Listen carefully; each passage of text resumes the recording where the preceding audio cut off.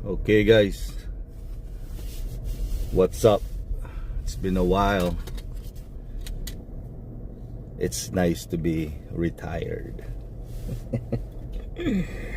Don't have to be anywhere. Just hang out with your friends and do something fun. So today, punta kami sa Sam's Club, papagasolina.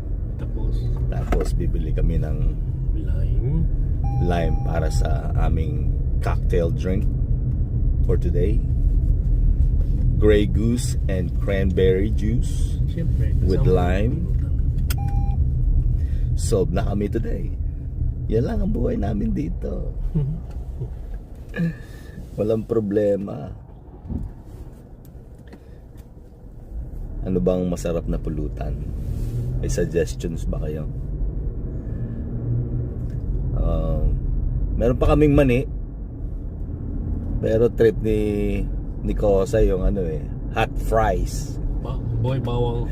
Boy bawang. Sa nagaraya. Uy, nagaraya din. Sarap naman. Naka. Ayos. Ayan. So anyway, it's been a while. Ngayon may time na mag-post. So kikreate na tayo ulit ng mga content. Ganun lang. Chill. Sige. Later.